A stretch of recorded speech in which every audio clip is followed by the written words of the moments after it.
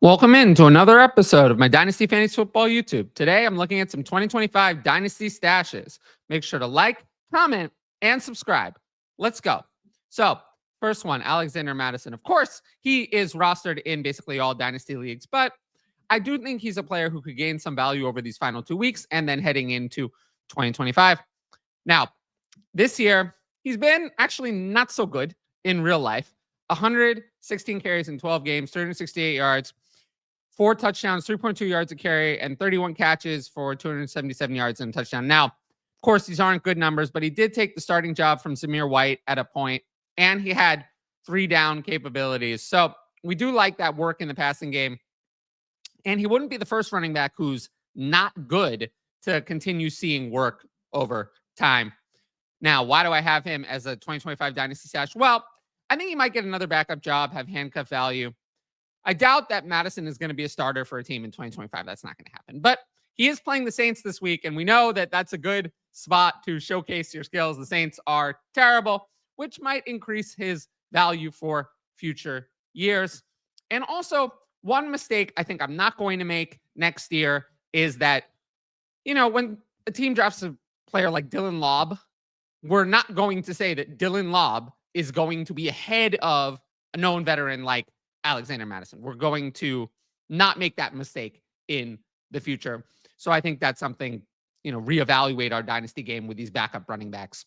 And Alexander Mattison is one of those clear backup running backs.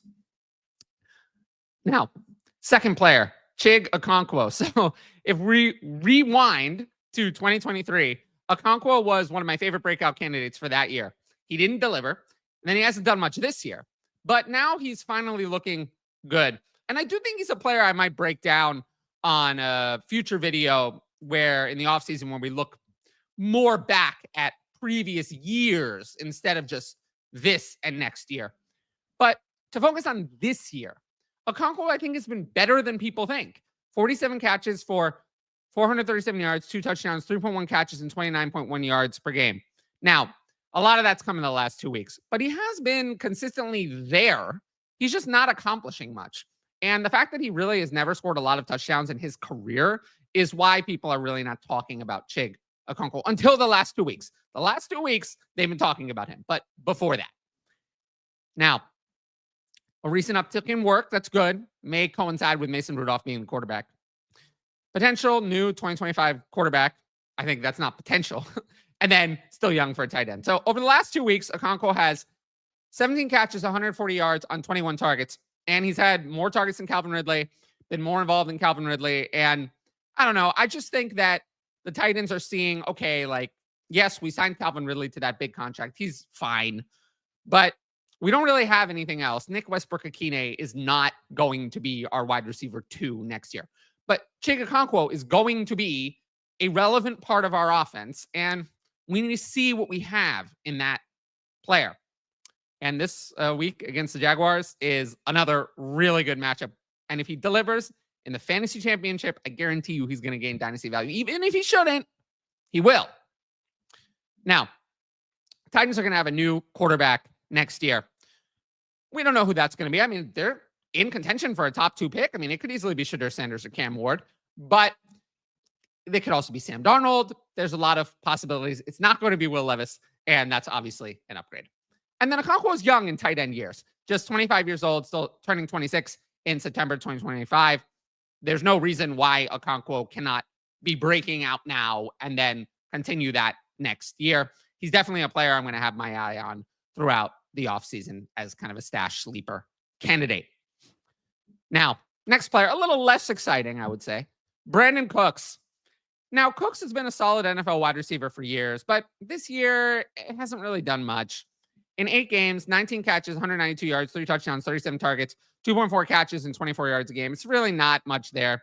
Missed time with a knee infection, lost targets to Jalen Tolbert in the wide receiver 2 role. But I do think over the last 2 weeks, this is an opportunity for Cooks to maybe earn one final contract. So he's a free agent coming up. And like I said, this is a good opportunity for him to showcase himself. So free agency. The 2025 free agent wide receiver class does have some good players. It does. But Cooks will still have some demand because The 2025 rookie wide receiver class is very weak. There are some players at the top, but maybe there are 7 or 8 players that teams would draft and say, this is a starter immediately. Not wide receiver 1, starter, as in top 3 wide receiver on the team, week 1. So there's 7 or 8 players who are not a backup. So that's really weak, which means that players like Cooks are going to have demand again. And over these last couple of weeks, we know CeeDee Lamb is going to be out with a shoulder injury, obviously crushing those who wanted him in fantasy championships. And then Jalen Tolbert has the finger issue. Tolbert may play, may not. We're going to see. But Cooks can show his worth to other teams over these next 2 weeks. The Cowboys are eliminated. Cooks is a free agent. So there's no risk to playing Cooks. If he gets hurt, it's not their problem. So why not play him? I mean, he's not going to be back. Cowboys have a lot of needs, tight salary cap. They're not going to be re-signing Brandin Cooks. So maybe he'll showcase his skills and we'll see what happens. But just someone I think could gain a little bit of value over the 2025 offseason. And then, of course, I would sell him as soon as he signs with a new team. This is not a player I actually want. So just keep that in mind. Not all of these players are players I'm like holding. The players that I think could give you a sell opportunity. You always make moves. It's a key part of Dynasty fantasy football. Now, speaking of Dynasty moves, if you like my YouTube content, you should sign up for the Patreon. Right now, I'm offering a 50% discount at all tiers using the code TylerYT. I think I'm going to continue that throughout the offseason. For those watching on YouTube, seeing this message, seeing this code, 50% off your first month using code TylerYT. There's also a discount yearly that's separate from that. You get my rankings, access to the Discord, and the ability to ask in advance questions for the YouTube videos, along with other things. And I think one of the first things I'm going to do in the offseason is do another Patreon promo video to detail exactly what I'm offering. Tiers begin at just $6 a month, $3 with that discount that I talked about, and include all of those things. And like I said, if you want to know more about the Patreon, check out my Why You Should Join the Patreon videos on the channel. I'm going to do another one at some point here in January when the season is over. And like I said, I will be active on there the whole year. I don't take any time off from the Patreon ever. I'm there every day. YouTube, I'm probably going to take some time off to some degree in January. Twitter, X, I don't really reply on there. I mean, I still post stuff, but that's not a place to get Dynasty advice from me, and that's not going to change. So if you want my content during the leaner times of the year, the Patreon is going to be the place where I deliver that, especially, like I said, during quieter times of the year. But with that said, let's move into my next stash. So next up, Kayshon Boutte. Throughout the year, I've been saying, well, the Patriots have nothing beyond slot wide receiver Demario Douglas and tight end Hunter Henry, and they're going to need to get everything else at 2 outside wide receivers. But I will have to say, Kayshon Boutte is making his case. He's not going to be the outside wide receiver 1 next year. That's not going to happen. But he's making his case to be the outside wide receiver 2 on this team behind a big wide receiver acquisition like, let's say, T. Higgins.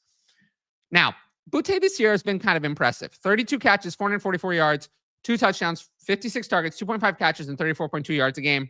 Third on the team in targets behind Henry and Douglas, and way ahead of rookies Jalen Polk, who has been horrible, and Javon Baker, who I can't even with Javon Baker. A lot of people said, oh, Javon Baker is going to be a starter week 1. I mean, those people, don't listen to those people. Those people who tell you that a 4th-round wide receiver with a terrible prospect is going to be a week 1 starter. Those people are not people we want to listen to. So I hope you didn't draft him and drafted Bucky Irving instead. But enough about Javon Baker, who's a waste of our time. Kayshon Boutte, this performance was impressive considering the state of the Patriots offense. Yeah. Now, let's talk a little bit more about that. So Boutte's played a high snap share, 83% or more of snaps in every week since week 6. He's kept wastes of time, Polk and Baker off the field, and even outperformed Kendrick Bourne, sent KJ Osborne off the roster, so on and so forth. He's been the clear number 1 outside wide receiver since week 6. And this last week, he finally broke out with 5 catches for 95 yards and a touchdown. And the one thing about Boutte that I think most people probably remember, but maybe not everyone, is that, first of all, he's only 22, turns 23 in May 2025.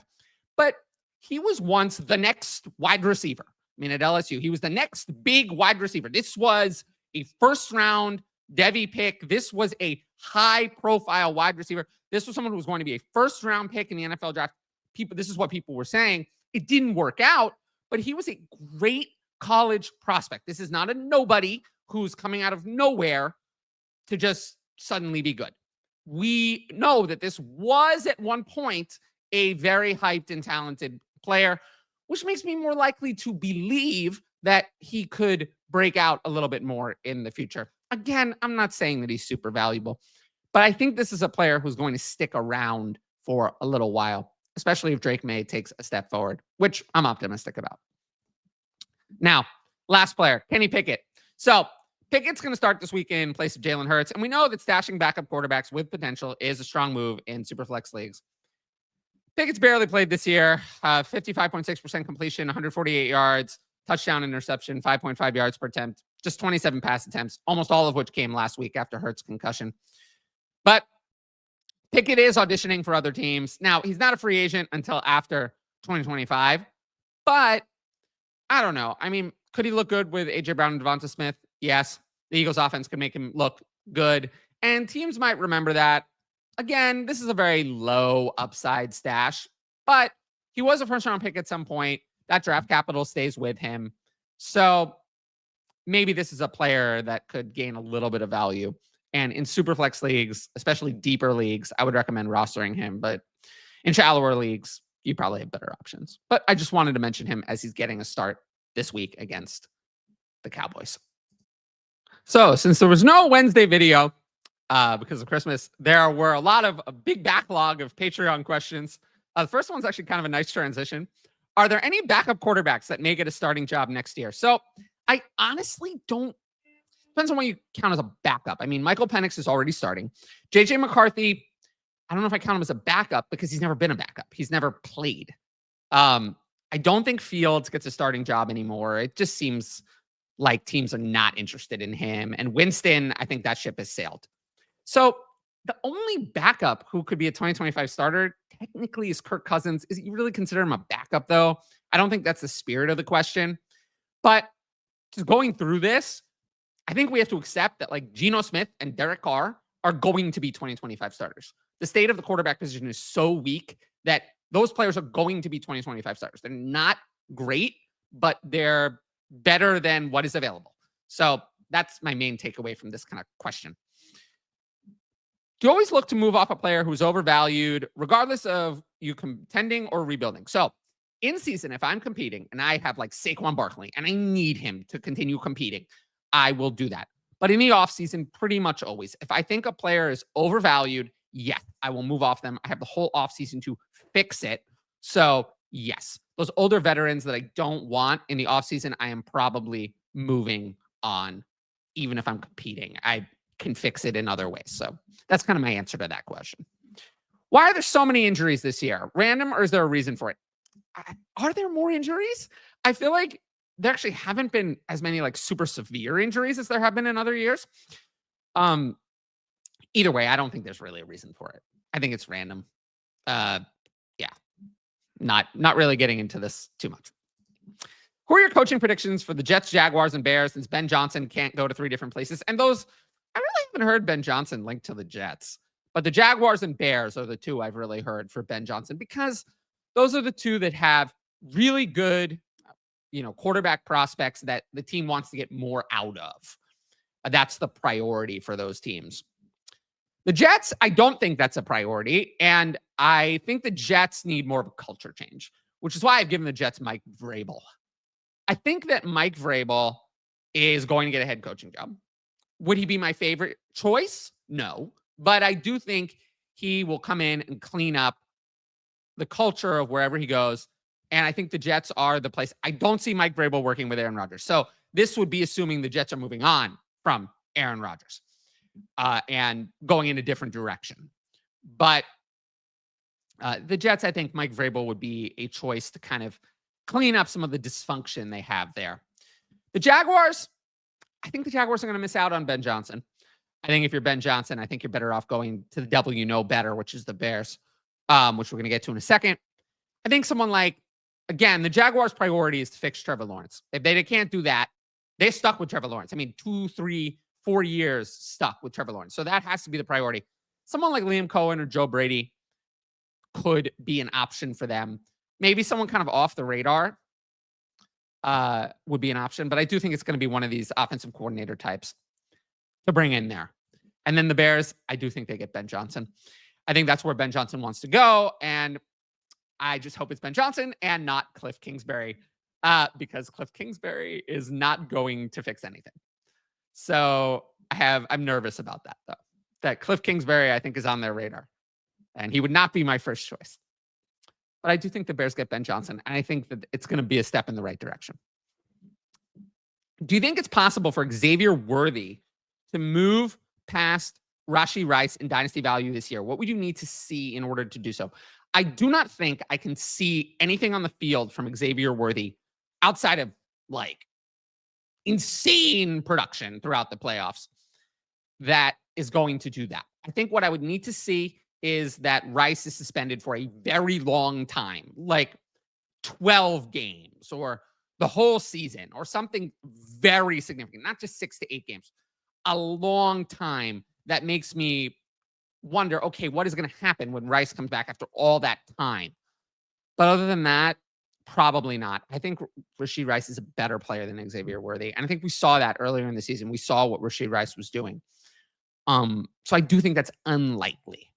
But, I'm never going to say never because, we don't know what's going to happen in the future, but unlikely. Any older veterans you're looking to buy in the offseason at a discount? Okay. Typically, no. And I will consider it. There is one window and one window only at which I'm willing to buy older veterans. It's after the NFL draft, during or right before rookie drafts. Usually, preferably during, right before is okay. Because then it's the height of rookie fever. You're in May, early May, the height of rookie fever. Rookies, everyone wants rookies. But before, people are thinking, I got to set my lineup week 1. I need these people, veterans, to set my lineup. So that is your window. And then you know what you're buying. You know where the veteran is on the depth chart. You know where they are. I don't want to pay for uncertainty. So for veterans, because you could be holding the bag. So that is the one window at which I'm willing to do that. And obviously, I have no idea which older veterans are going to be of value in May. But in January, February, the answer is no. I don't do that. Brandin Ayuk. Do you think Brandin Ayuk is a player that is likely to regain a lot of his lost dynasty value this offseason? I'm going to say no on regaining his lost value because Juwan Jennings came in and played the same role and looked just as good. As for being a buy at the current cost, it depends on what that cost ends up settling to be. I mean, I don't think the 49ers are going to bring in more receivers. If they keep Deebo Samuel, that'll hurt because then there's 3 wide receivers in addition to Ayuk. They're all going to compete for playing time. Not much else bad can happen to Ayuk other than recovery setbacks. I will say I have not heard the best news about his injury. It seemed like there were more ligament damages. Is Ayuk going to be ready week 1? I'd lean no. So, yeah. Is this a player I'm going in on? Probably not. So probably not a buy for me. And regaining the old value, that's a hard no. That's not going. Now, if you liked the video, make sure to drop a like and leave a comment with your thoughts. As always, the best way to support the channel is to subscribe. And don't forget to hit that notifications bell so you can be notified about all my exciting content as it drops. Of course, if you want my best fantasy football advice, it's available on the Patreon, covering Dynasty content all year. 50% off at all tiers using the code TylerYT. You can click on that link up there to sign up, patreon.com/fantasy advice. Every sign up helps support my independent content. But once again, thanks for watching, and I'll see you all later.